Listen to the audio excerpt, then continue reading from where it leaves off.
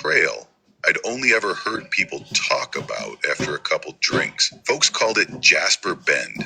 Supposedly, way back in the 1800s, a group of loggers disappeared there. Some people said it was a rock slide. Others swore it was something they couldn't explain. You'd hear the stories if you hung around the VFW long enough, but nobody agreed on what actually happened. All I really knew was nobody bothered to keep it cleared, and you could hike out there for days and never run into anybody. I think that's what I wanted, to be alone. By the time I turned off onto the gravel shoulder, the sun was already sinking behind the ridge. There was this rusted out gate hanging on one hinge, and a wooden sign so weathered the letters were just shallow grooves you could barely read if you squinted. For a second, I thought about turning around. I could have driven back to town, slept in the guest room at my mom's, tried to act normal, but the quiet out there felt like the only thing I had left that might help. So I killed the engine, locked the truck, and started down the trail. It wasn't much of a trail, if I'm honest. Just a narrow crease through the underbrush, choked with brambles and old fallen branches. Every so often, the ground would dip away into these sudden gullies carved by runoff over who knows how many years. I slipped once, caught myself on a root that felt damp and soft, and when I looked up, I could see the ridge through a mess of bare branches. It struck me right then how easy it would be to vanish out there, how a person could just step wrong and disappear and nobody would ever know exactly where they'd gone. About a mile in, I came across what must have been an old fence line. The boards were collapsed, half buried in the dirt, like the earth was trying to swallow them. Just past it, there was a clearing, probably no bigger than my kitchen, circled by stones that looked like the last scraps of a foundation. Right in the middle, a crooked sapling was growing out of a shallow pit. I don't know why, but seeing it made my mouth go dry, like I'd swallowed sod. I skirted around it without stepping closer. The light was almost gone by the time the trail curved down toward the river.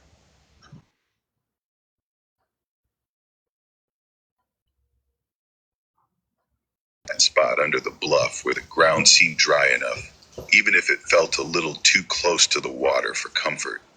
My boots left these dark prints in the silt, and for a second, I just stood there, listening. When I bent to set my pack down, that's when I saw them. Footprints coming up behind me. They were faint, almost smudged into the dirt, like they'd been left when the ground was still damp from rain. What got me was how narrow they were. Too narrow for an adult. And some were so far apart that whoever made them must have been jumping or walking in a way I couldn't picture. My stomach twisted, but I told myself maybe they were old, weeks old, maybe longer. I forced myself to keep moving. I built a little fire, sat close enough that I could feel the heat on my face, and pulled out a paperback I'd brought. I read the same page 3 times without taking in a word. That was when I heard it. This low, 2-note whistle, drifting down the slope. The sound was too clean, too deliberate. I held my breath, waiting. A few seconds later, it came again. The same notes, the same pause afterward, like whoever made it was listening for something. My mouth felt dry as chalk. I called out, "Hello?" My voice sounded too thin, like it didn't belong to me. Nothing answered. I waited until the fire burned down to coals. The whistle didn't come back, but the silence felt worse somehow. Like everything out there was holding its breath. Eventually, I let the fire go to embers and crawled into my tent. I didn't zip it all the way. I lay on my back with the knife handle resting across my chest, staring at the fabric overhead. My shoulders were so tense, they hurt.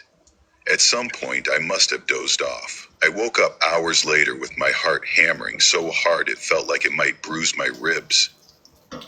I stayed completely still, listening. That's when I heard it, a slow crunch of leaves, one careful step at a time. It was close, maybe 10 feet away, moving around the edge of the bluff. I waited, hoping whatever it was would keep going. But the step stopped right outside my tent. The air felt like it had thickened somehow, pressing down on me. Then something pressed against the nylon. Just one finger, tracing the curve of the fabric above my knee. My jaw clenched so tight I felt my teeth ache. The finger moved again, slower, feeling the shape of my leg. Shut my eyes. I didn't breathe. I don't know how long I stayed like that. Finally, the pressure lifted. I heard the steps again, moving away, deliberate, careful, until the sound faded into the trees. I didn't move until the first gray light slid over the ridge. When I finally crawled out, my hands were shaking so bad I almost dropped the knife. There weren't any tracks, no broken branches, nothing that showed anyone had been there. I tore the camp down in minutes. My pack was a mess, scoreds trailing, tarp half unrolled. But I didn't care. I needed to be moving. I didn't stop to eat or drink. I just walked, my head down, the strap digging into the same spot on my shoulder until I felt like it might cut through skin. Every step made my jaw clench tighter. When I finally reached the trailhead, I could see my truck through the trees. Relief hit me so fast my knees almost buckled. I stumbled into the clearing and stopped. Something was propped against the driver's side door. It was a strip of pale bark, curled up at the edges. Someone had carved a shape into it. Ooh. Long legs, an oval head, no arms, just that blank silhouette. That's scary. I grew up in a little town called Elkford. You probably haven't heard of it. It's basically a scatter of houses jammed into a fold of the Allegheny foothills. No stoplights, no gas station, just a bait shop that sells coffee so stale it tastes like burnt cardboard. The house I ended up staying in belonged to my uncle. Everyone called it the place out by Nolan's Hollow, as if that explained everything. It was this narrow, two-story thing, built out of wood so old it had gone gray. The foundation was stacked stone, some of it cracked so wide you could lose your keys in the gaps. For most of my life, I only ever visited on Thanksgiving, and even then, I didn't like staying past sundown. But last December, after everything in my life went sideways, I decided I'd move in for a while. I kept telling myself it was temporary, just a break to get my head straight, figure out what came next. My girlfriend had left the month before, my hours at the mechanic shop got cut, and my mom kept calling to ask if I was managing okay, which really meant she thought I was falling apart. Probably wasn't wrong.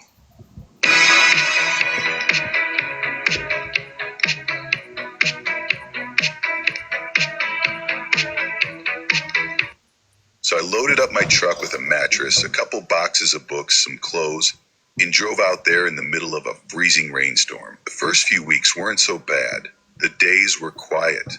I'd split wood out by the shed, patch the worst of the drafty spots, and sit on the porch with coffee that tasted about as bad as the bait shops. At night, though, the house had a way of reminding me I was alone. The beams would creak, Amen. sometimes in these slow, popping sounds that made me imagine someone pacing overhead. I tried not to think too hard about it. I kept the generator fueled and the propane tanks lined up in the mudroom. It just felt smarter to be prepared. And yeah, I had a revolver in a little lockbox by the bed. Not because I thought I'd need it, but everyone in Elkford acted like it was common sense. Out here, you didn't assume you were safe just because you locked the door. That night started out the same as any other. I made some instant noodles, tasted about as good as warm glue. In an old paperback I had already been through twice, and did the usual circuit to check the doors and windows. I'd gotten into this habit of double checking the deadbolts before I turned in. I guess part of me needed to see the locks engaged to believe they'd keep anything out. It must have been around 10 when I heard the first noise. It wasn't loud, just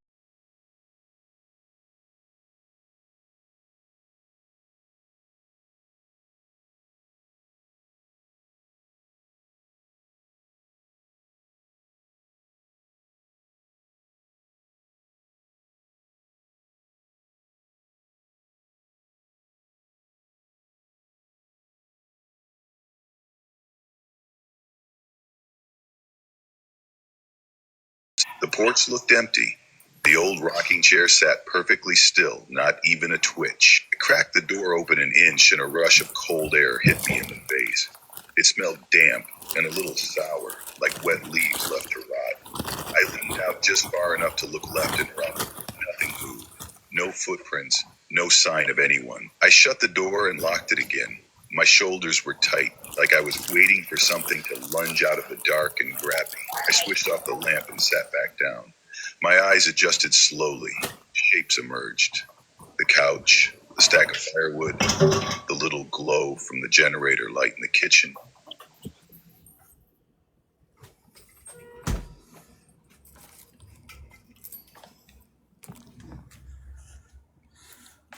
Another commercial break.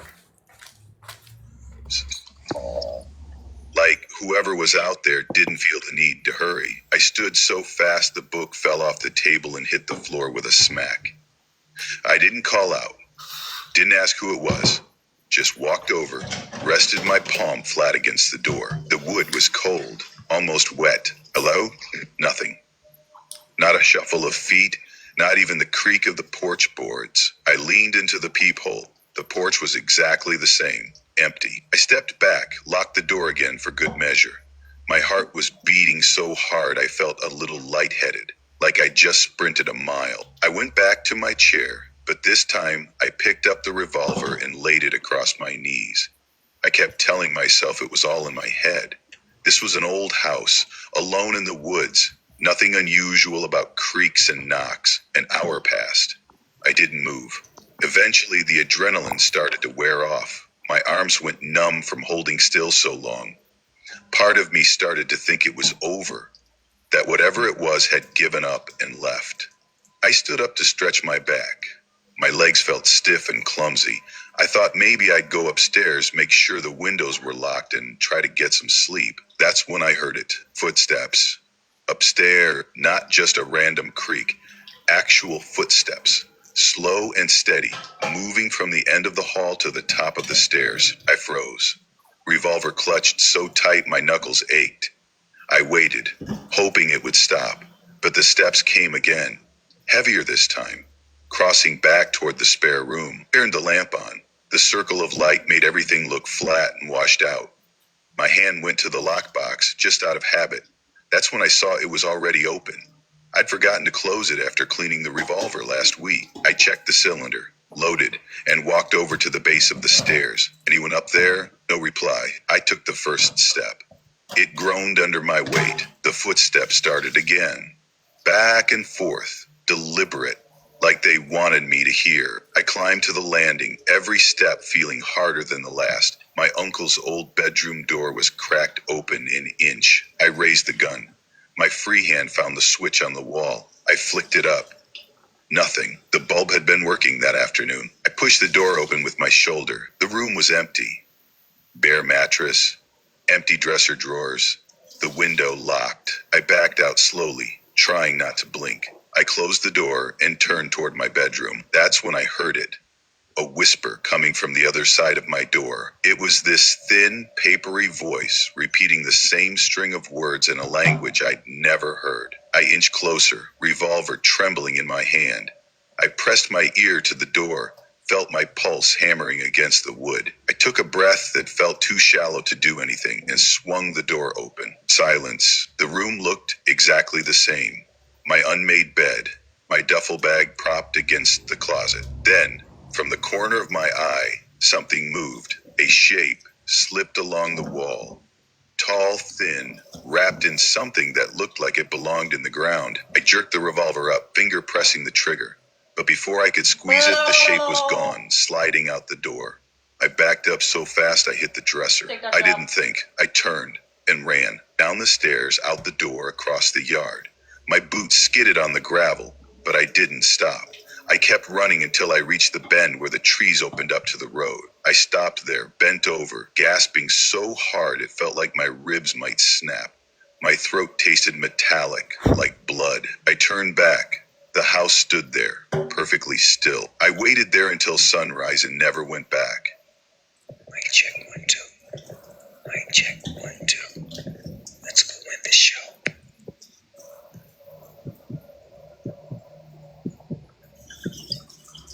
I was 24 when I got the bright idea to ride that old service road behind my grandfather's place in eastern Tennessee.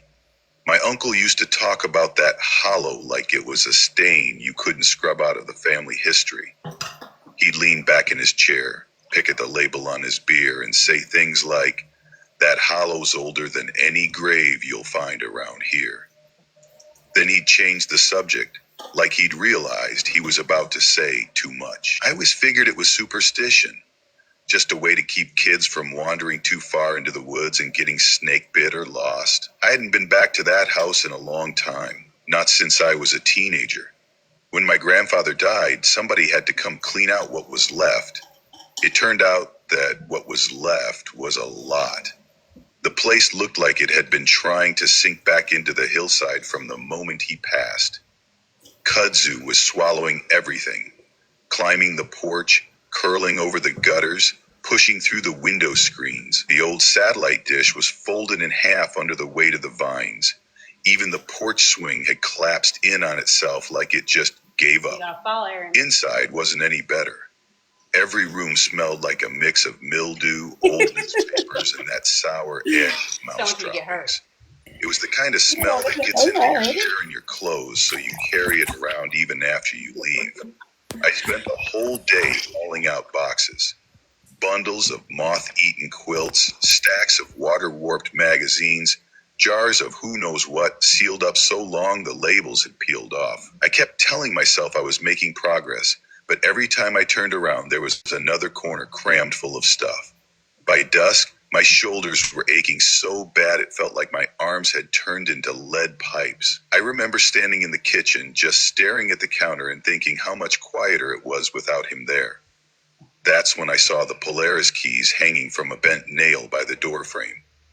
It was such an ordinary little thing it almost knocked me sideways with memories. I used to ride that ATV all over the property, tearing down the trails while my grandfather leaned on the porch rail pretending he wasn't watching. He'd never say anything, just squint at me like he was waiting to see if I'd do something stupid. Usually I did. I don't know exactly what made me decide to take it out that evening. Maybe it was the quiet pressing in on me. Maybe I was just trying to remember what it felt like to be a kid again, before everything got heavy. I didn't overthink it.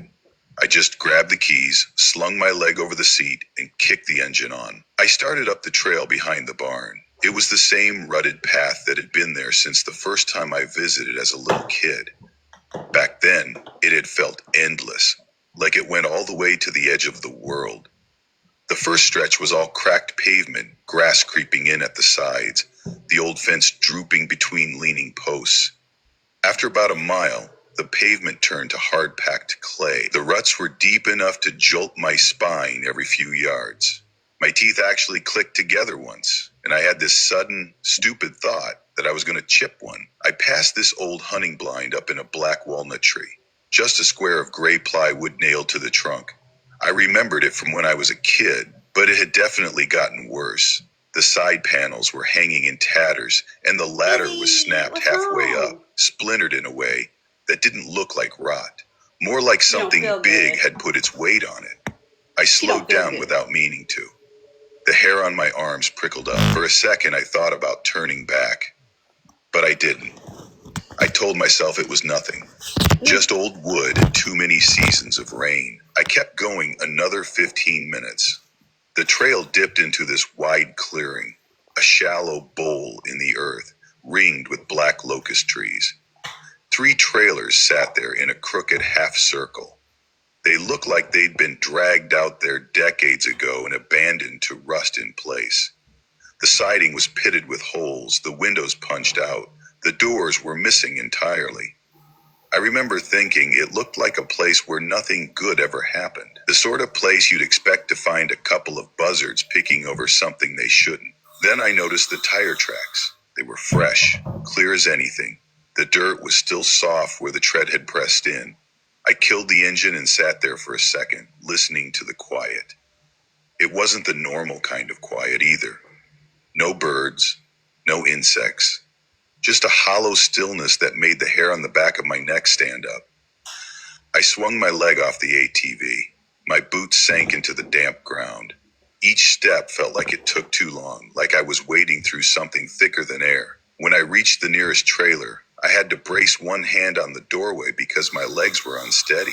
Inside, the floor was buried under old leaves and scraps of stained carpet. In the far corner, there was a pile of bones, small ones, maybe dogs, maybe deer, picked clean and stacked in careful rows, like whoever had done it wanted them arranged just so. I turned to leave, and that's when I noticed the twine strung across the doorway. Little gray shapes dangled from it, clacking gently in the breeze I couldn't feel. I leaned closer, squinting. For a moment, I thought they were rocks. Then, I realized they were skulls. Each one drilled through and threaded like beads. My throat closed up. I stumbled backward, almost tripped over a piece of broken concrete. My heart was hammering so hard I thought it was going to choke me. I should have left right then, climbed back on the ATV and gotten the hell out. But some part of me had to know where those tracks led. It wasn't curiosity, exactly. More like this dull, stubborn need to see it through. Like if I stopped halfway, I'd never be able to forget it. So I followed the trail past the trailers. The path narrowed into switchbacks that snaked down through the trees.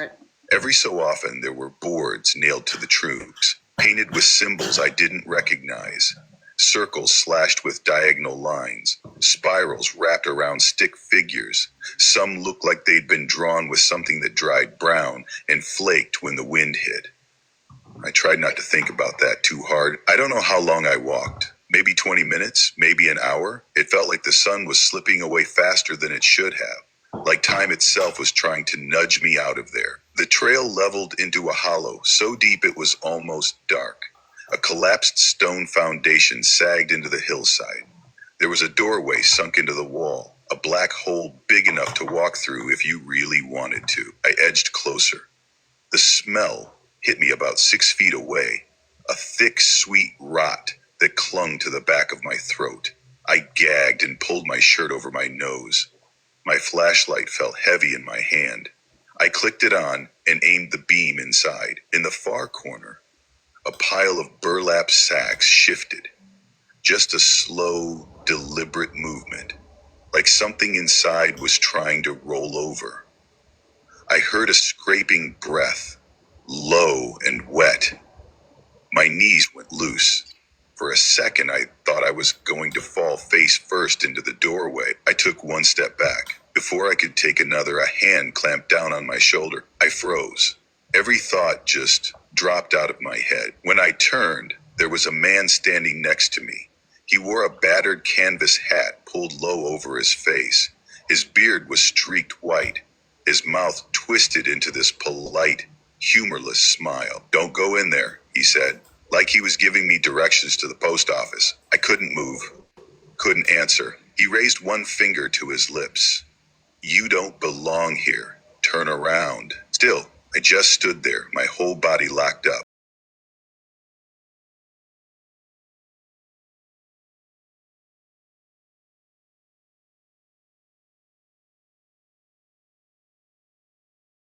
My legs were shaking so hard I nearly went down twice.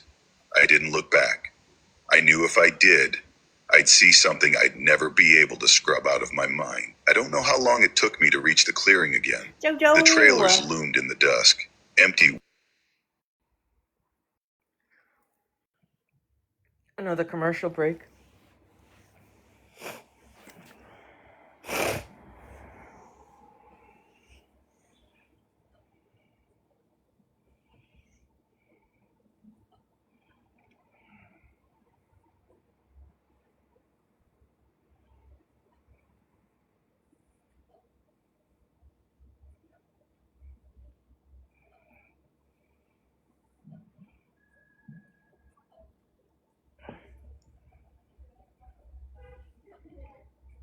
The sheriff slid the keys under the loose brick on the porch.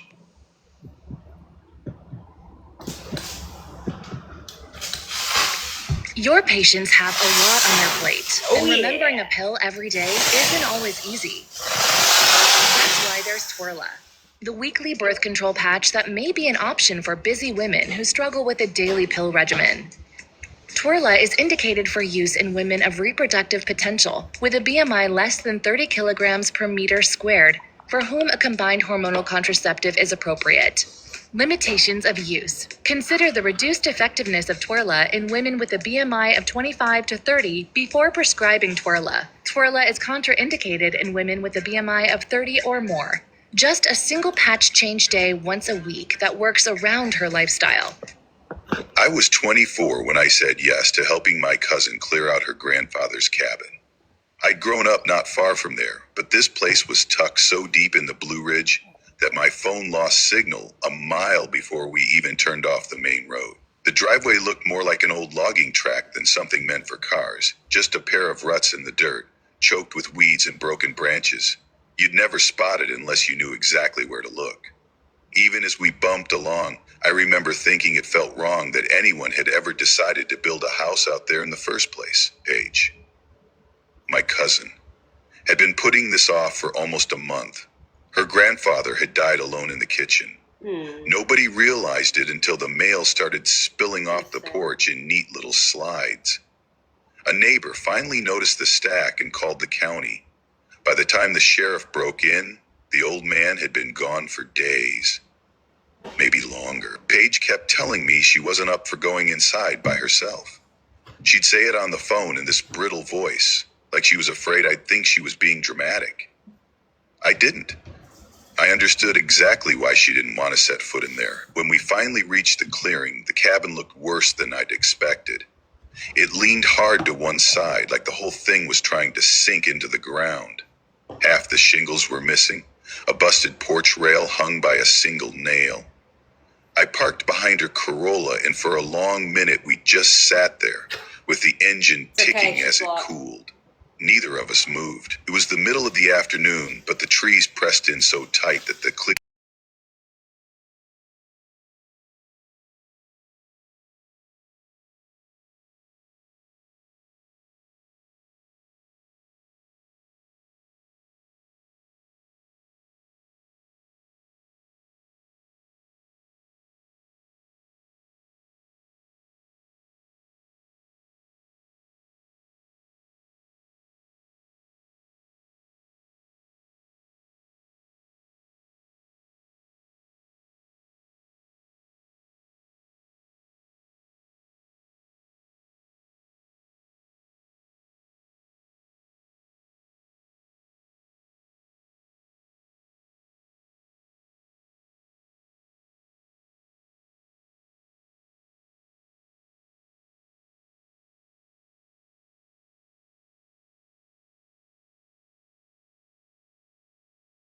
It's worse than I thought.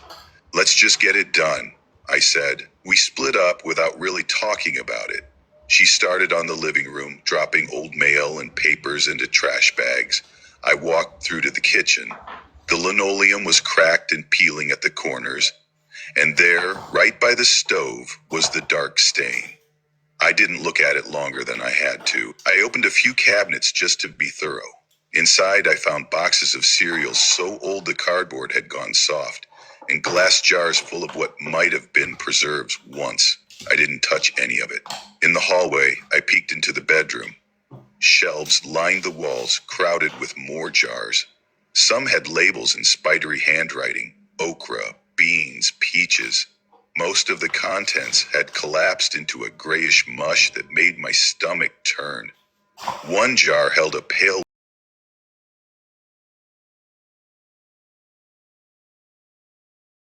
might still be breathing. But I backed out and shut the door. I hauled an armload of blankets outside and dumped them in a pile. Every time I went back in, the air felt thicker, like it was pressing on my chest. Paige didn't say much. Every so often, I'd catch her glancing down the hallway, her eyes fixed on the closed bedroom door.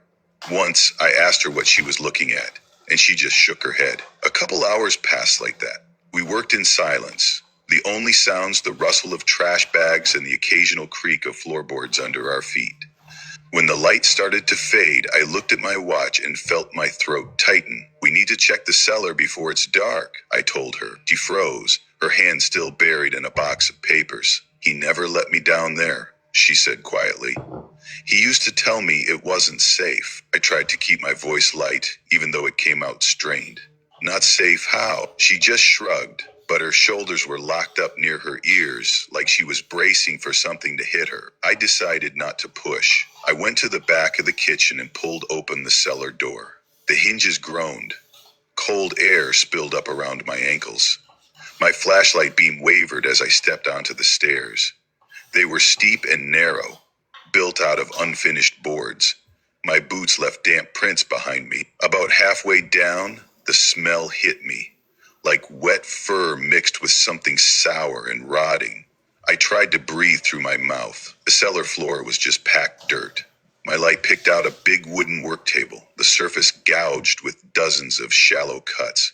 Iron hooks dangled empty above it, gently swaying as if someone had just brushed past. On the far wall, a row of shelves held more jars. The liquid inside looked yellowish, and the things floating in it didn't resemble anything I recognized. I was moving closer, thinking I'd just take a quick look so I could say I'd done it, when I heard footsteps on the floor above me. Slow, deliberate. "Paige?" I called. No answer. My heart felt like it was trying to crawl up my throat.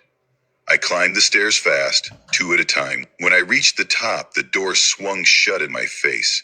The latch clicked home with a dull snap that made my chest go cold.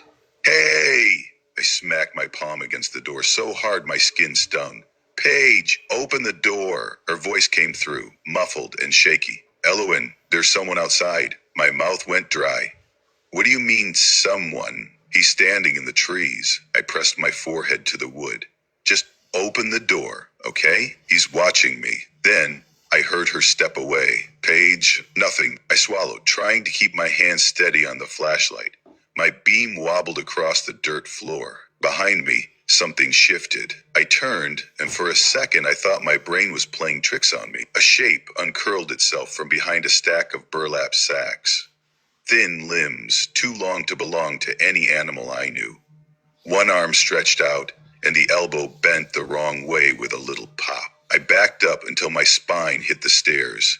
My breath was coming in sharp, broken gasps. It raised its head. My flashlight caught smooth skin pulled tight over a skull.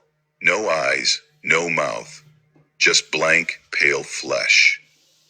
It began to crawl toward me, dragging itself inch by inch. Each movement made a soft, sucking sound. I threw my shoulder against the door. Wood splintered.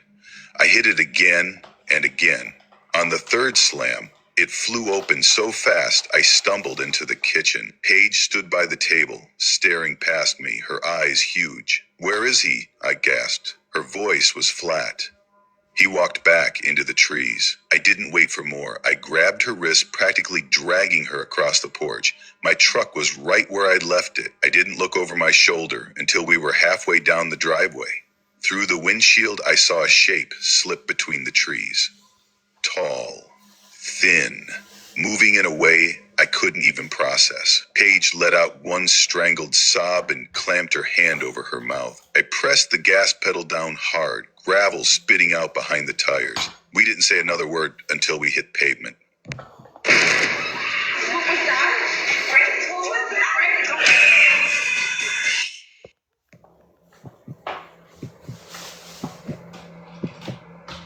I was 32 when I finally decided to spend a full week alone in the most remote stretch of the Blue Valley Range I could reach without hiring a guide.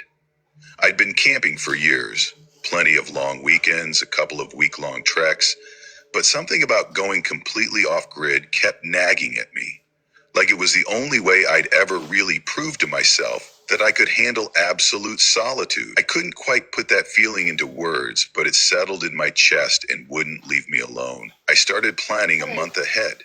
Every evening after work, I'd spread out my new topographic maps across the kitchen table.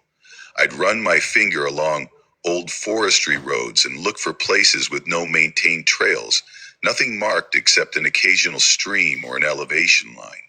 One night, I I even dug out an old pamphlet I'd picked up at a ranger station years ago. It had a faded cover showing a black and white photo of some cabin ruin and a heading that said something like Unrecorded Hollows of the Blue Valley. The pages were warped with moisture, but there was just enough detail to get me curious. I didn't want to leave anything to chance. I ordered a new tent that claimed it could stand up to surprise downpours without leaking. I bought extra batteries, restocked my little first aid kit, and added a small hand crank radio. The radio was mostly for my peace of mind. I'd never used one, but it felt like a good last resort if something went sideways. I even packed 3 different knives, which in hindsight sounds a little dramatic, but at the time it felt like exactly the right amount of caution. Before I left, I called my brother Matt. I made a point of sounding casual, though I could tell he was skeptical. I told him I'd be out at least 6 days, maybe 7, and he shouldn't worry if I didn't check in right away. He sighed and said something about how I was basically asking to star in my own missing persons documentary. I laughed it off, even though a little part of me wondered if he had a point. The morning I left, I got up before dawn. My old Subaru looked like it was sagging under the weight of all my gear. The back was so crammed with supplies, I had to wedge my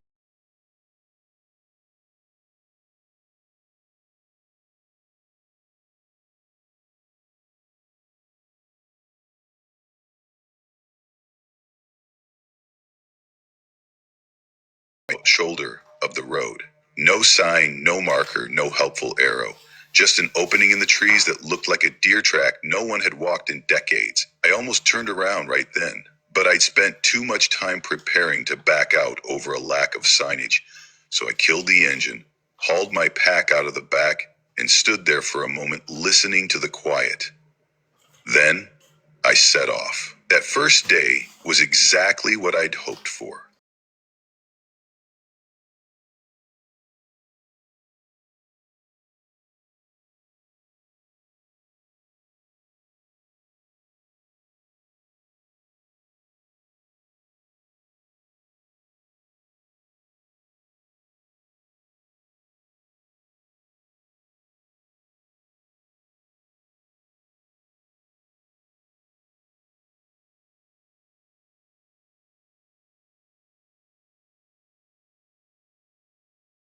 Right. About 100 yards to the west, the slope dropped into a hollow where a narrow stream ran over pale rocks. I set up my tent in this shallow, natural bowl between 3 boulders. The spot felt hidden in a way that made my shoulders relax for the first time in weeks. I spent an hour hauling smooth stones up from the creek to build a fire ring. When I finally lit the fire, I sat on my pack and just watched it burn. The quiet was different from anything I had experienced before. No hum of distant cars, no planes overhead, not even other campers' voices echoing through the trees.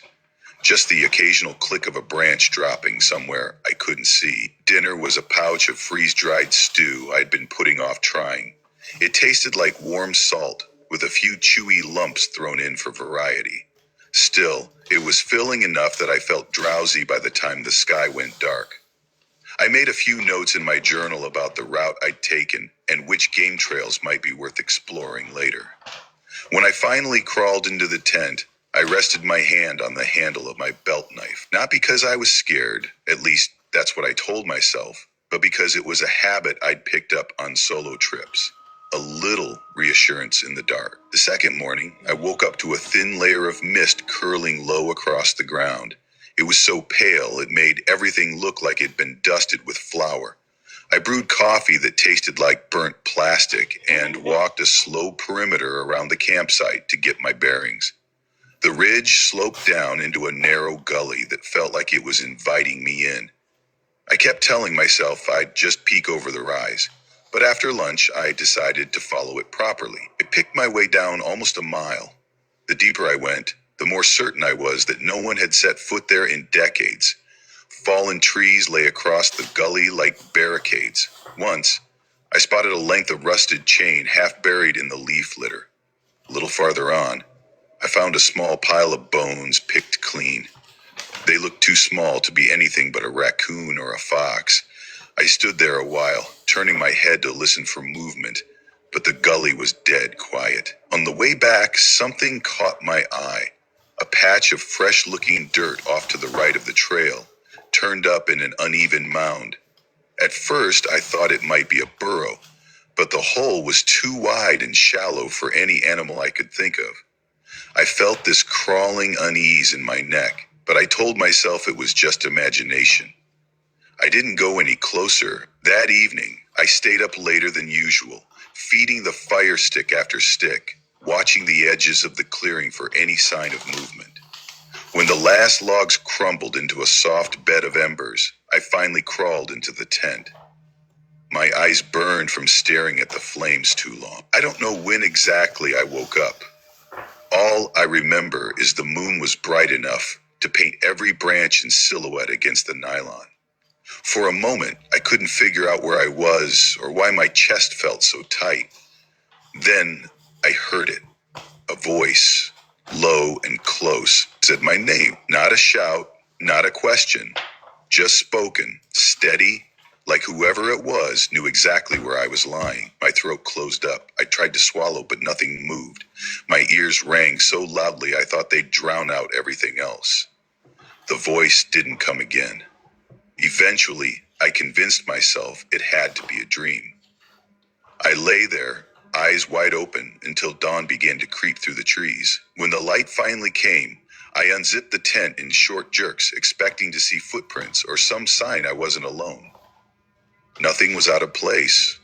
No broken branches, no scuffs in the soil. Just the same clearing I'd pitched my tent in. I spent the whole day trying to distract myself, collecting more wood, fishing in the stream, sorting and resorting my gear. But as the light started to fade again, I felt this slow pressure in my chest, like the trees themselves were leaning closer. I couldn't shake the idea that staying another night was a mistake.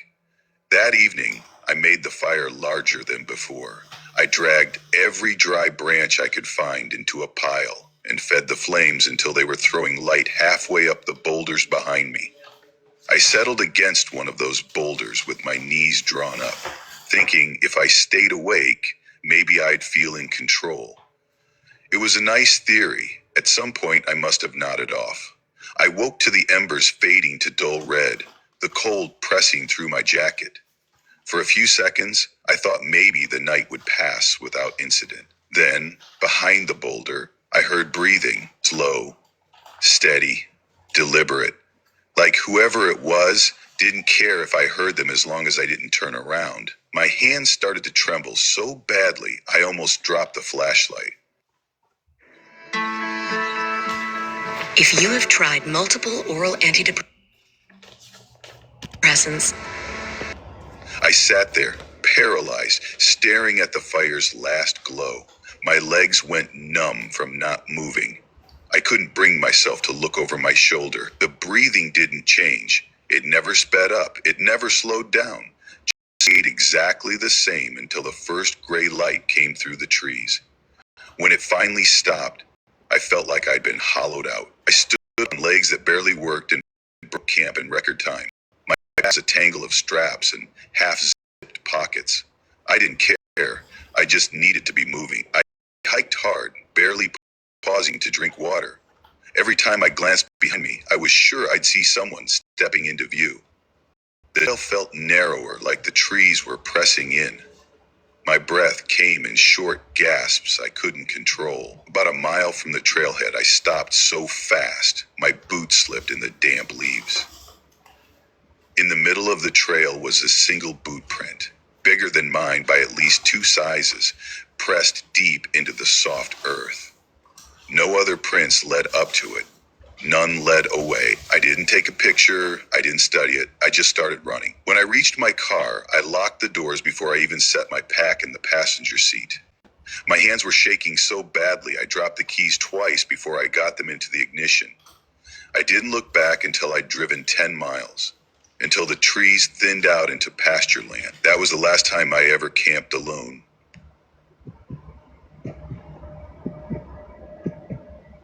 I spent that summer working for a little conservation outfit out in the southern Blue Ridge. It wasn't exactly a glamorous job. Most days it was just me, a clipboard, and a lot of sweating through my shirt while I tried to figure out whether a patch of moss was the same species I'd cataloged 2 weeks earlier. The group was small, just 6 of us, and everyone took turns hauling gear, updating old surveys, and driving into places so remote you'd wonder why anyone bothered keeping them on the official maps. The old-timers called these parcels forgotten tracks, which always sounded a little dramatic.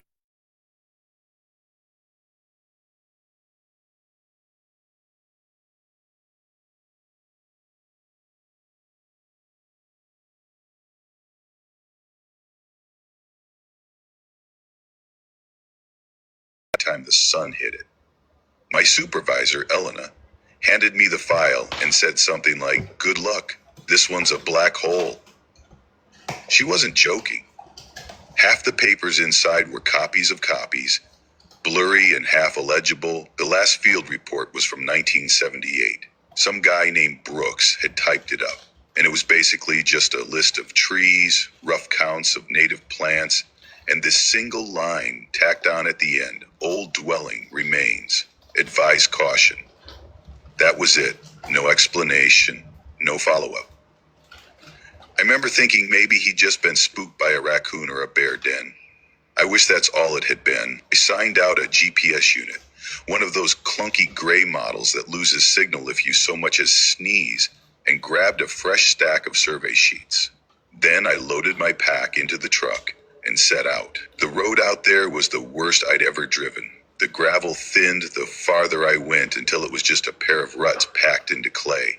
There were stretches where the weeds in the middle were taller than my bumper. It took me almost 2 hours to get past the last mailbox, and by then my nerves were already wound tight. Eventually, the road just quit pretending to be a road. I pulled over where it dissolved into a mess of grass and broken branches. When I stepped out, everything went quiet in a way I didn't like. I did a slow turn, trying to spot some landmark, and finally saw a line of fence posts that looked more like termite buffets than anything built by humans. About 8 feet up a sycamore trunk was a warped board with a burned-in 14. That was my only confirmation I was in the right place. I remember thinking it felt like the start of a bad joke, like the punchline was waiting somewhere past those trees. I shouldered my pack, adjusted the compass clip to my strap, and stepped over the collapsed fence. Within maybe 20 steps, the road disappeared behind me completely. The trees were massive, trunks as thick as old silos, branches tangled so high I couldn't see where they ended. The first hour was a steady climb. I stopped every so often to scribble down notes. Patches of trillium, the odd mushroom cluster, a tiny frog that nearly jumped into my boot. My GPS kept flashing in and out, but by then I was used to it. I trusted the compass more than anything. I was making my way along the side of the ridge when I noticed a break in the undergrowth. Just a little dip in the slope. I shifted around to get a better look and saw the edge of a stone foundation tucked into a hollow. It looked so out of place that for a second I thought I was imagining it. I knew I should have just marked the spot and kept moving, but there was this feeling, like the place was waiting on me specifically, like it had something it wanted to show. It sounds ridiculous, but that's how it felt. So I climbed down, picking my steps carefully, and got a closer look. The foundation was a rectangle of stacked stones, half collapsed in places. Inside sat a rusted old stove, its pipe bent sideways like someone had wrenched it by hand. Moss was growing in thick green patches along the inside walls. I stepped over and started brushing leaves aside with my boot. Every little thing I uncovered felt like another piece of a story that didn't add up. There were glass shards that might have been a window once, a spoon with the bowl crushed almost flat, and a lunchbox so faded you could barely make out the cartoon animals. Some kind of bear family smiling under a sun. I crouched down and flicked the latch open. Inside was a scrap of blue cloth, wadded tight, and a handful of marbles. The colors were still bright, swirls of red and yellow and blue that looked almost fresh. I don't know why, but that made the back of my neck prickle. I was crouched there, turning a marble over in my palm, when I heard it. It was a slow, deliberate shift, like something heavy moving its weight from one foot to the other. I froze. My first thought was bear. My second thought was that no bear moves that quietly. I stood up, heart doing this nervous little flutter in my chest. I turned in a slow circle, scanning the trees. Nothing. Just trunks and shadows. I told myself it had to be an animal, but the thought didn't settle right. My skin felt too tight, like it was waiting for something. I stepped back over the wall and moved around the edge, looking for tracks. That's when I heard the second sound, higher up the slope. A low branch cracking, then a soft thud. I called out, trying to sound casual, but my voice came out higher than I liked. Hey, just a conservation survey down here. Nothing answered. I took a few steps uphill. There was a tulip poplar standing alone, bark pale like old bone. I leaned to look behind it, hoping, really hoping, to see nothing at all. And that's exactly what I saw. No animal, no person. But the ground was marked. A clear boot print pressed into the leaf litter. The heel was dug in, like whoever left it pushed off in a hurry. I can't really explain what flipped in me right then, but it was like something inside me locked up and refused to budge. I needed to get out. I turned and started back down the slope. My breathing had gone thin and fast, and every step felt like it took twice as much effort. The GPS was dark, the screen blank. I clutched it anyway, because it was something to hold on to. Going back, everything felt off. The trees looked tighter together, the shadows thicker. I kept glancing over my shoulder, sure, I'd see someone or something following me. About halfway to where I thought the fence line had to be, I heard the voice. Come back. It was quiet but clear. A cracked whisper that sounded like it was coming through old radio static. I stopped cold. My ears strained for any other noise. Nothing. Then it came again, closer. Come back. My hands went clammy. I took a step back, then another. I was trying to convince myself it was a trick of the wind, but I knew better. The third time it spoke, something inside me just quit pretending. I bolted. I didn't care how much noise I made. My pack slammed into my back with every step. Branches caught my shirt and scraped my arms, but I didn't slow down. I barreled through a stand of rhododendron, not caring if I was heading in the right direction anymore. My legs burned, and my breath came ragged, but I couldn't make myself stop. When I finally stumbled to a halt, I was shaking so bad, I had to grab a tree to stay upright. I bent over, breathing in quick gasps. I looked around, hoping something would look familiar. It didn't. I swallowed, trying to think straight. If I kept going downhill, I'd hit the road eventually. That was all I needed to focus on. One step at a time. I started moving again, slower this time, trying to be quiet. The woods felt like they were pressing closer with every step. After what felt like an hour, I saw a strip of light ahead. It didn't look real at first. Just a pale line between the trunks. I picked up my pace, then broke into a run. Some part of me was convinced if I didn't get there fast enough, it would vanish. I burst out of the trees, stumbled onto the road, and nearly fell to my knees. My truck was sitting right where I'd left it. Weeds brushing the bumper. I forced myself to look back. I don't know why. Maybe some last stupid need to be sure. At first there was nothing. Just shadows and trees. Then something stepped into the open. It was tall, dressed in an old canvas coat, dark stains all down the front. I couldn't see a face. It raised one arm, slow and deliberate, and pointed back into the woods. I didn't wait. My collaboration with Nespresso is a connection to my mother, Samra, and to my origins. Every drop, a new inspiration. I climbed into the truck with hands that wouldn't stop shaking. The key slipped out of my fingers twice before I got it in. When the engine finally turned over, I backed up so fast the tires sprayed gravel. When I got back to the station, I turned in the GPS and my notes without saying a word about what I'd seen. I never set foot in Track 14 again.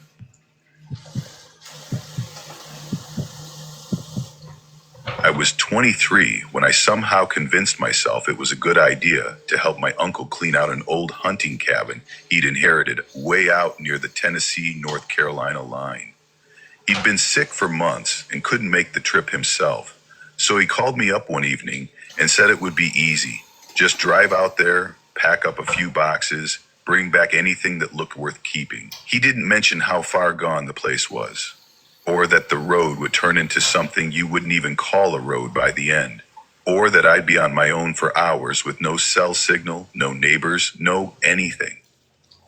I remember leaving my little duplex before dawn. My backpack was propped on the passenger seat with a thermos of coffee I never got around to drinking. For the first few hours, it felt like a normal trip. Flat highways, a few semis roaring past in the dark, exits spaced out miles apart. But as soon as I turned off onto Route 212, the pavement got sketchier. At first, it was just cracked asphalt with weeds poking up through the seams. Then it turned to gravel that pinged against the undercarriage every time I hit a rut. After that, the gravel gave up altogether, and I was left creeping along a single dirt track, barely wider than my SUV. The trees got denser the farther I went. Big old poplars and maples leaning so close I felt like they were trying to shut me out. Every so often, I'd pass something half-rotted into the ground. An old fence line, a rusted oil drum, the ribs of a barn caved in on itself. The smell out there was this mix of damp leaves and something musty, like wet wool left too long in a basement. By the time I reached the clearing, I had that prickly feeling at the back of my neck, the one you get when you're convinced you're being watched, even though you're alone. I cut the engine and just sat there, gripping the wheel, telling myself I was overthinking it. The cabin looked smaller than I'd pictured from my uncle's description. It was squat, with a roof so warped I could see daylight between some of the shingles. The porch leaned forward on one side, and I had this stupid thought that if I stepped on the wrong board, the whole thing would tip over. The yard wasn't really a yard, just a patch of matted brown leaves and dead grass, with ridges rising up all around like the hills were trying to keep it hidden. I got out, stretched my back until it cracked, and tried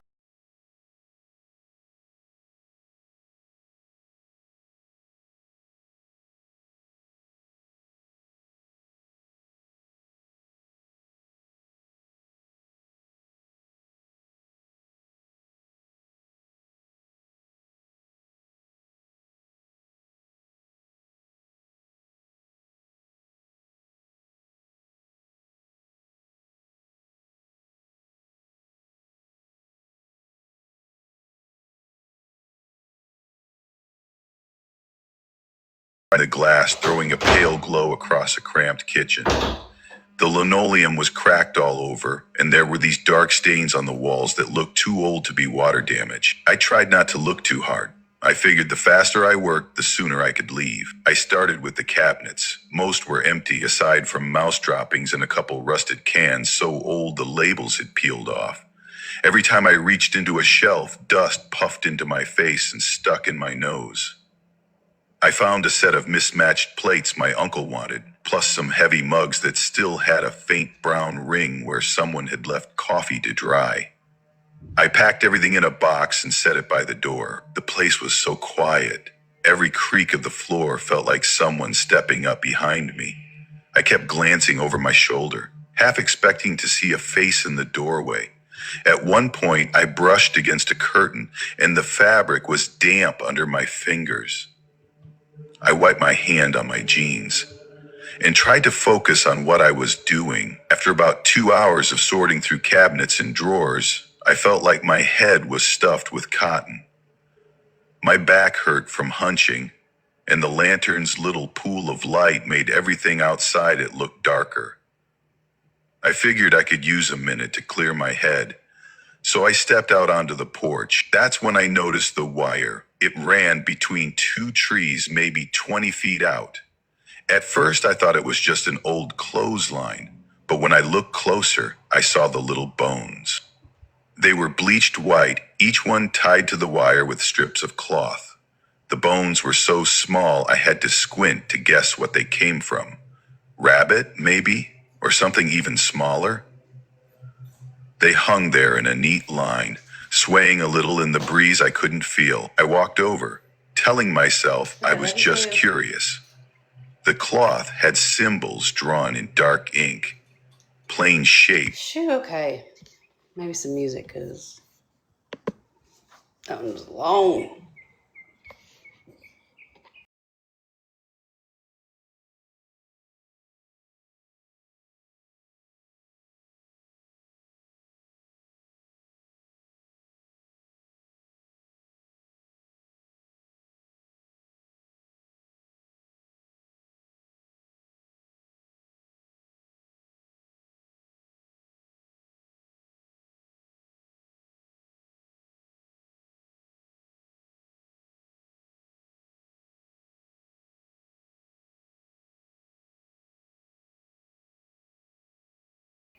That's okay. We're just hanging out. Don't matter what you do. Yay! All right, I'm gonna find music mix. I really liked that country mix. I think it was AI, but I like it, like relaxing country. Yes, that works. Where'd Aaron go? He fell out a while ago. What's new?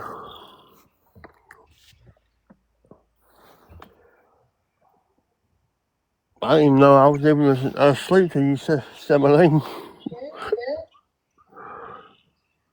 worry about it.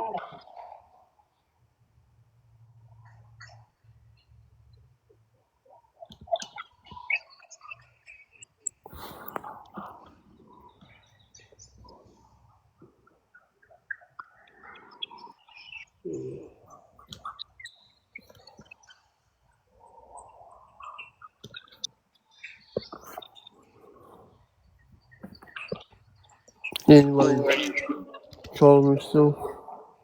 No. No. Okay. Good.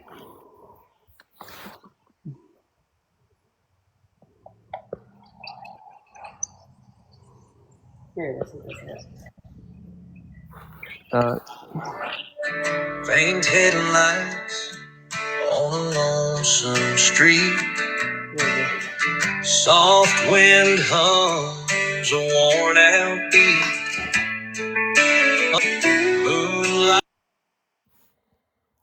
fields go wide, but you're not walking by my side.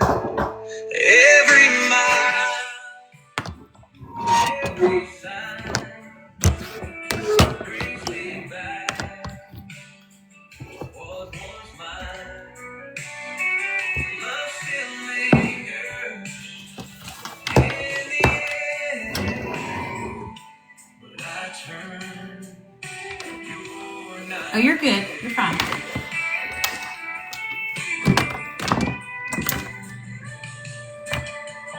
Faded letters on the old barn door. Footsteps echo, but not yours. Silence sings the songs we knew. Now the night just feels so blue. Every mile, every sign brings me back to what was mine. Love still lingers in the air, but I turn, you're not there.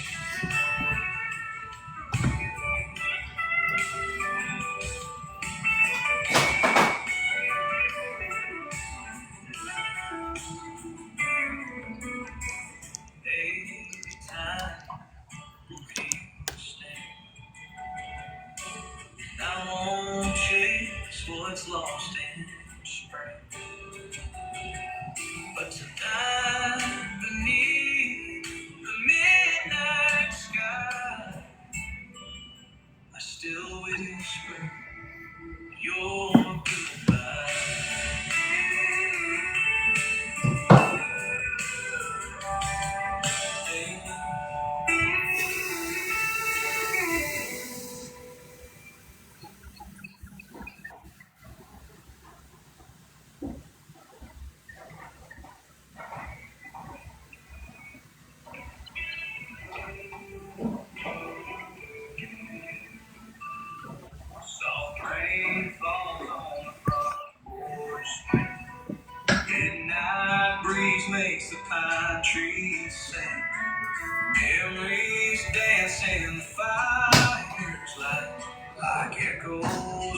lost in the quiet night.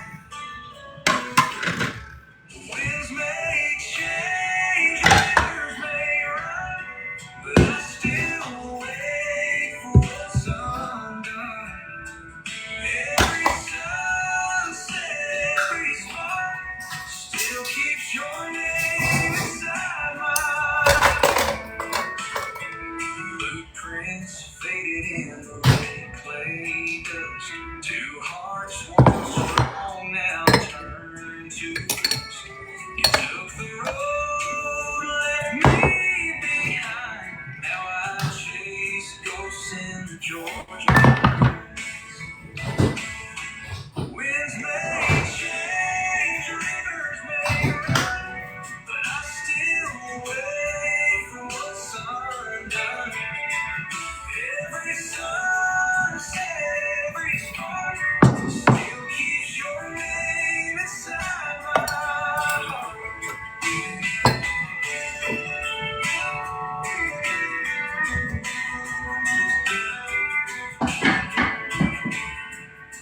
Maybe time will dim the flame, but I'll still smile when I hear your name.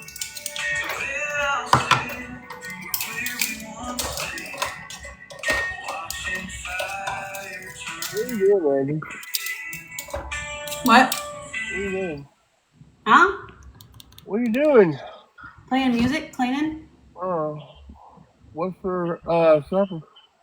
Oh, I have no idea. I hadn't thought that far. That sounds good. Probably just leftovers. Yay.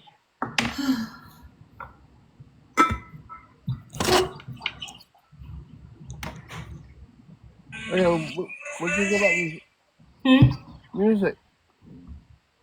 Change, rivers may run, but I still wait for what's undone. Every sunset, every spark still keeps your name inside my heart. Maybe time will dim the flame, but I'll still smile when I hear your name. Till then I'll sit where we once stayed, watching fire turn to gray, with occasionally away.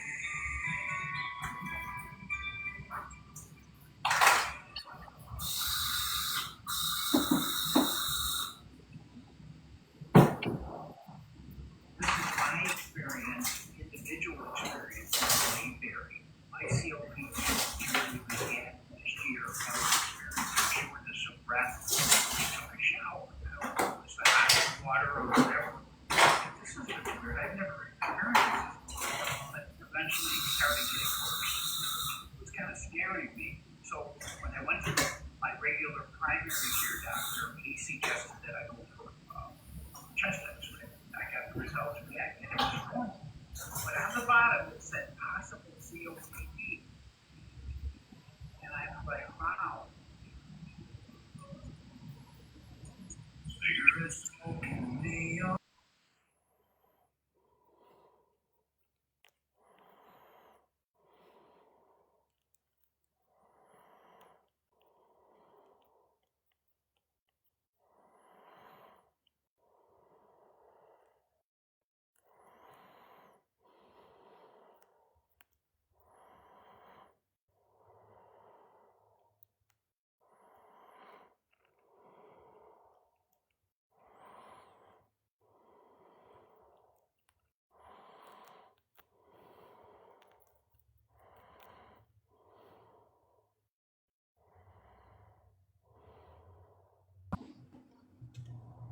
Wishing I'd forget you soon.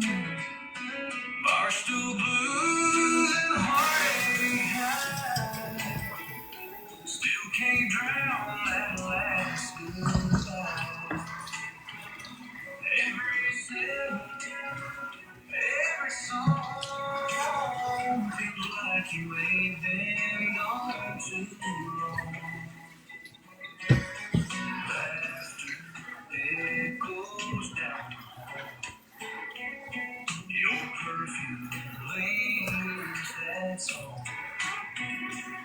Every face, every name still reminds me just the same. Barstool blues and white, still can't drown that last goodnight.